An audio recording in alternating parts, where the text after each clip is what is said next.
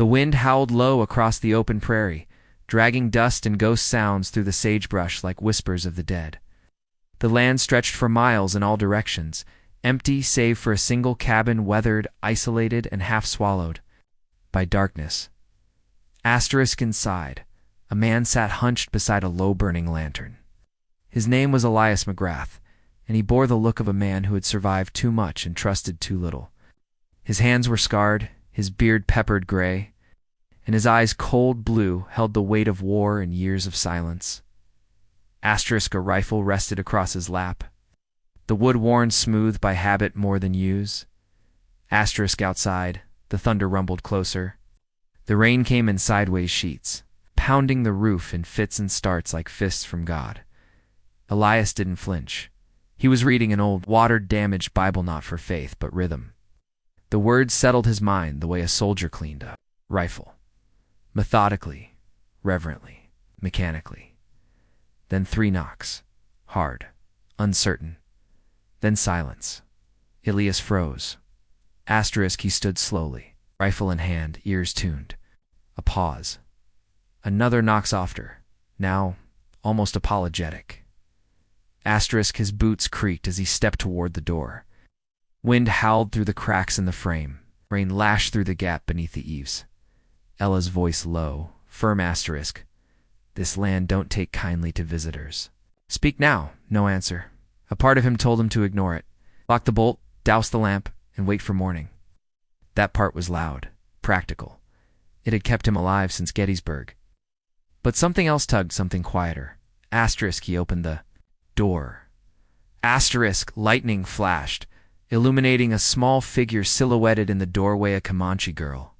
Soaked to the bone, no older than 14. Her hair clung to her face in wet ropes. One cheek was badly bruised, her lips split.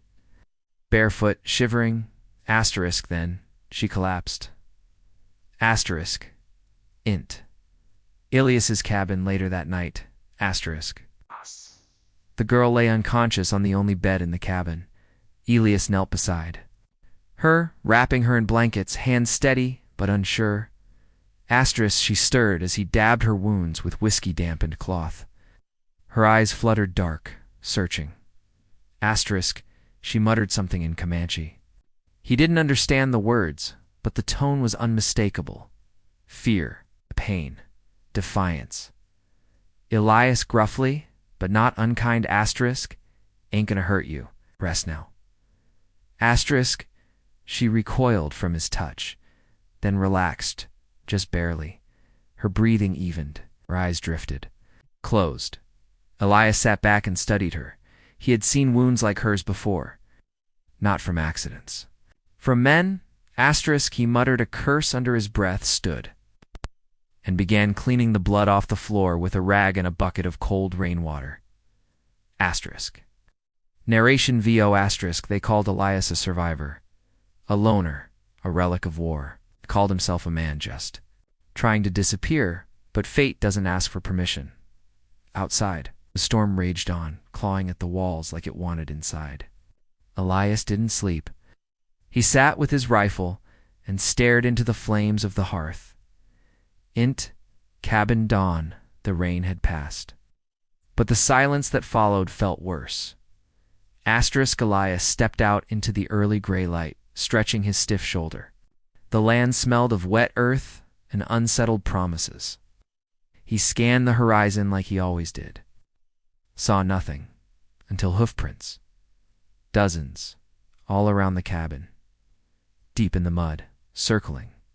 Some fresh, some fading, like ghosts had danced a silent ring around his home, while he'd sat inside with his back to the door. His heart sank. Narration VO*, in the stillness of dawn. Elias realized the storm had only been a curtain. What followed was the true reckoning. He turned slowly toward the eastern ridge and froze. Ridge. Above cabin, continuous 20 riders sat mounted in a perfect arc along the crestline. Their silhouettes were like carved obsidian against the orange-blue horizon. Spears rose like flagpoles. Rifles glinted. Feathers and war paint flickered in the morning light. Asterisk at the center was a towering man in crimson cloth and buffalo hide armor. His face was half-shadowed, half-painted with ochre. This was Red Elk, war chief of the Comanche, and father to the girl inside. He didn't move. Neither did his men. It was the silence that terrified more than anything.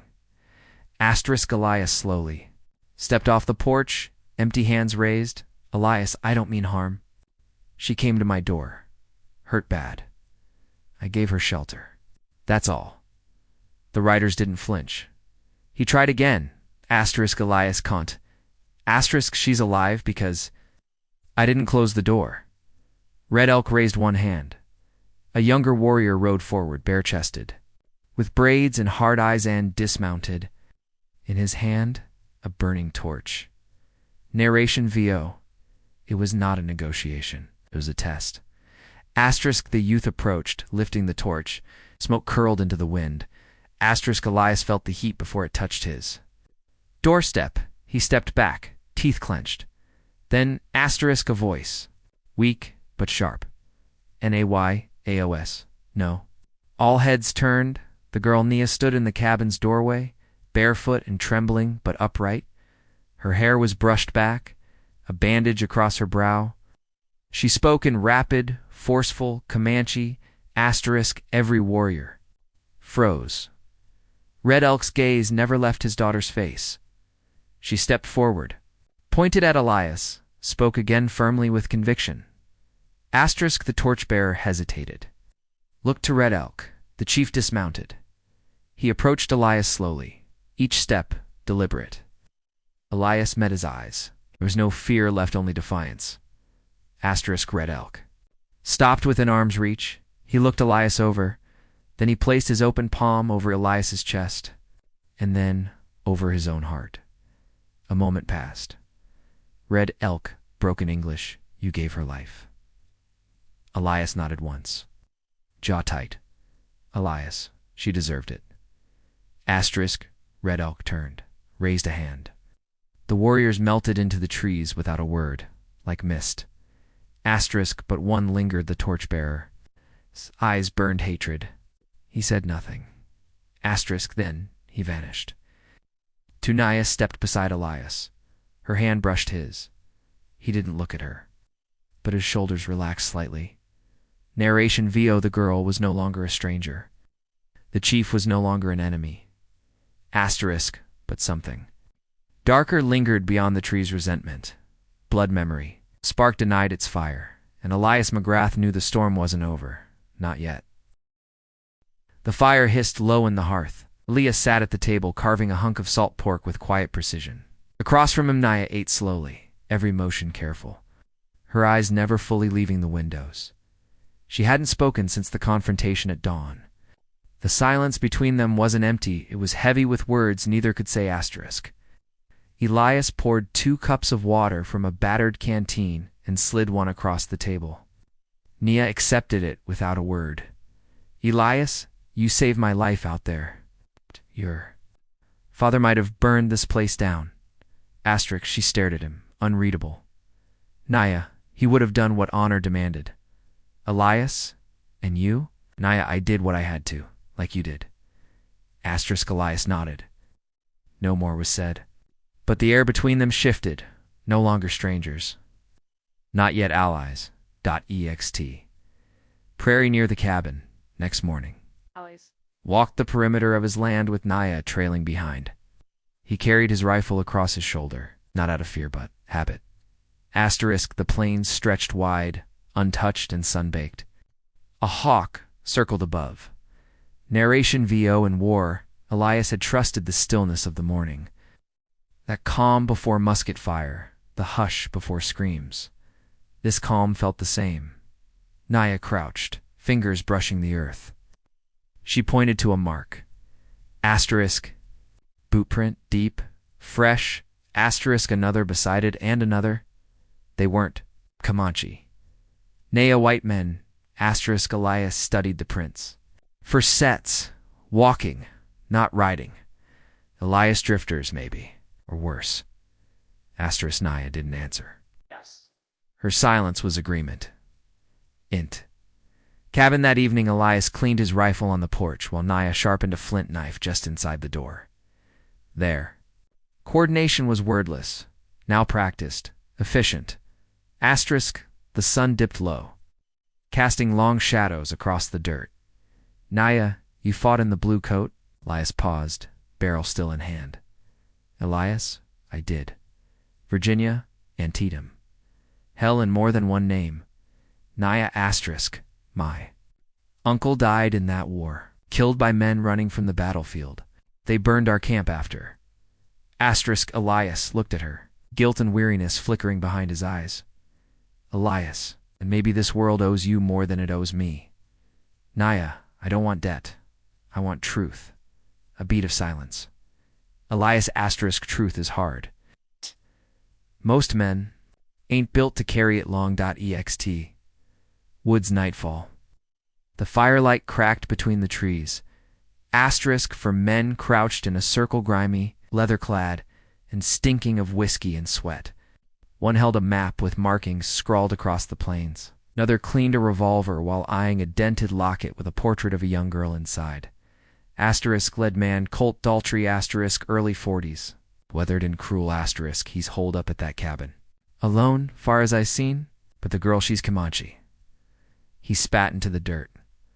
Daltrey caught an asterisk that makes her a bounty. Dead or alive, mostly dead. The others chuckled. Second man asterisk in the old man. Daltrey, leave him to me. Name's Elias McGraw. Fought at Shiloh. Turned into some ghost after the war. But ghosts bleed like men. He tucked the locket into his coat. Daltrey caught. Tomorrow at dawn. Int. Cabin late night asterisk Elias tossed in his sleep. Sweat beaded on his forehead. Muttered broken phrases. Names lost to time. A battlefield. Lived in his dreams. Cannon fire. Screams dot asterisk nay. Watched from the shadows. She didn't wake him. Instead, she stood guard by the window, flint knife in hand. Eyes scanning the darkness outside. Narration VO, in her tribe, dreams spoke in riddles. Got. Elias's dreams screamed in tongues too raw to ignore. Asterisk he woke with a gasp, hand reaching. For a pistol. Naya didn't flinch. Naya, they're coming. Elias sat up, breathing hard. He nodded. Elias, I know. Ixt cabin, just before dawn, asterisk the world was still. The kind of stillness that meant something was wrong. Asterisk Elias stood on the porch, rifle slung across his chest. Now Naya knelt by the door, flint knife at her waist, bow in hand. Asterisk, they'd set traps along the brush tripwires with cans, a few hunting spikes concealed in soft earth. It wouldn't stop determined men, but it'd slow them. A raven called from a twisted branch nearby. Narration VO asterisk Elias. McGraw had faced Confederate bullets, wild wolves, and the grief of burying a wife and child. But nothing unsettled him like the idea of failing this girl. Asterisk footsteps, brush cracking, then a voice. Daltrios, Mr. McGrath, don't do nothing stupid now. We only want the girl. She's worth coin to men who know how to spend it. Asterisk Elias. Stepped forward, Elias turned around. You won't make it past the tree line. Daltrey emerged from the trees, hands spread mockingly. 3 men flanked him. Their rifles were out, smiles cold. Daltrey, you sheltering savages now. Ain't that treason where you come from?